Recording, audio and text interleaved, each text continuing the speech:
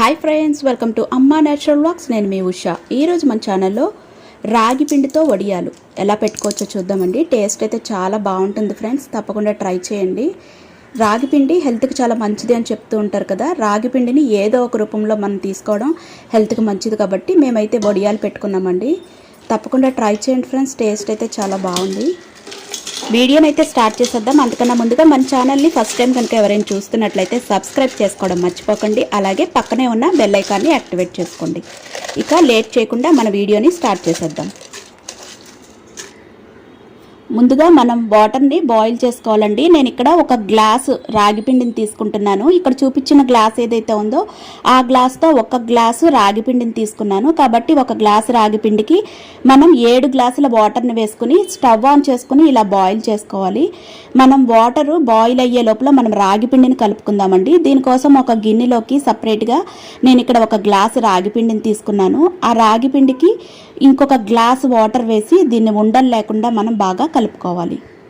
ఇక్కడ నేను తీసుకున్న ఈ గ్లాసు రాగి పిండి వచ్చి నాకు 300 గ్రామ్స్ వరకు పట్టిందండి. ఇక్కడ నేను కొలత మళ్ళీ చెప్తాను ఫ్రెండ్స్. ఒక గ్లాసు రాగి పిండికి నేను ఒక గ్లాసు వాటర్ వేసి ఇలా ఉండలు లేకుండా కలుపుకుంటున్నాను. అలాగే నేను స్టవ్ మీద 7 గ్లాసుల వాటర్ని పెట్టుకున్నాను. అంటే మొత్తం 8 గ్లాసుల వాటర్ని తీసుకున్నాను. ఇలా కలుపుకున్న తర్వాత దీన్ని పక్కన పెట్టుకోండి. తర్వాత ఒక మిక్సీ జార్లోకి మనం ఒక 10 నుంచి 12 పచ్చిమిరపకాయలను తీసుకోవాలి. అలాగే ఒక టేబుల్ స్పూన్ జీలకర్రను కూడా వేసుకోవాలి. వీటిని వేసిన తర్వాత మనం బాగా మిక్సీ పట్టుకోవాలండి. మెత్తగా గ్రైండ్ చేసుకోవాలి.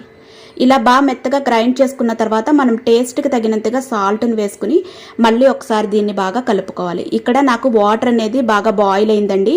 పూర్తిగా వాటర్ బాయిల్ అయిన తర్వాత మనం ఇందులోకి ముందుగా కలుపుకున్న రాగి పిండిని వేసుకోవాలి. రాగి పిండిని వేసేటప్పుడు మనం రాగి పిండి ఉండలు అనేవి లేకుండా ఒకసారి కలుపుకొని మనం ఇందులో వేసుకోవాలండి. వేసిన తర్వాత మనం ముందుగా రెడీ చేసుకున్న పచ్చిమిర్చి పేస్ట్ ఏదైతే ఉందో ఆ పేస్ట్ని కూడా ఇందులో వేసి ఒకసారి బాగా కలుపుకోండి. ఇది కలిపిన తర్వాత మనం ఫ్లేమ్ని సిమ్లో పెట్టుకుని ఒక 10 నిమిషాల పాటు కలుపుతూనే ఉండండి. ఒక 10 నిమిషాల పాటు కలిపిన తర్వాత ఇంకొక 5 నిమిషాల పాటు మీడియం ఫ్లేమ్లో పెట్టుకుని కలుపుకుంటే మనకి పిండి అనేది కొద్దిగా చిక్కబడుతుంది.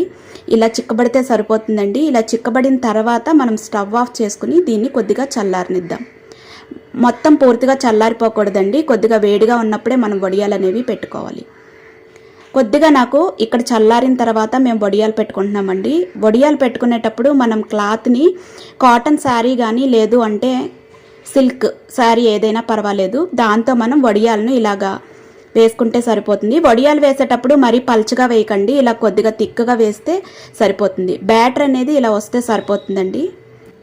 ఫ్రెండ్స్, చాలామంది వడియాలు వేసేటప్పుడు ప్లాస్టిక్ షీట్స్ని వాడుతూ ఉంటారు. అది హెల్త్కి అంత మంచిది కాదండి. ఎందుకు అంటే మనం వడియాలు వేసేటప్పుడు కొద్దిగా వేడి మీద వేస్తాం కదా, ఆ వేడికి ప్లాస్టిక్ అనేది కరిగిపోతుంది, కరిగి వడియాల్లోకి వస్తుంది. కాబట్టి అది హెల్త్కి అంత మంచిది కాదు.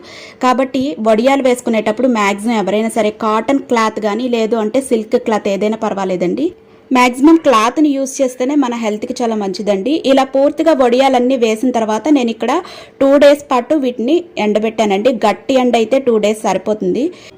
2 డేస్ తర్వాత మనకి వడియాలు రెడీ అయిపోతాయండి. వడియాలు రెడీ అయిపోయిన తర్వాత మనం బియ్యపిండి వడియాలను ఎలా అయితే రిమూవ్ చేసుకుంటామో అలాగే వీటిని కూడా రిమూవ్ చేసుకుంటే సరిపోతుంది. చూసారు కదా ఫ్రెండ్స్, నాకు వడియాలు అయితే ఇలా రెడీ అయ్యాయండి. టేస్ట్ అయితే చాలా బాగుంది ఫ్రెండ్స్, తప్పకుండా మీరు కూడా ట్రై చేయండి. ఈ వీడియో కనుక నచ్చినట్లయితే మన ఛానల్ని సబ్స్క్రైబ్ చేసుకోండి. అలాగే ఒక లైక్, షేర్, కామెంట్ కూడా చేయండి. Thank you friends, thanks for watching.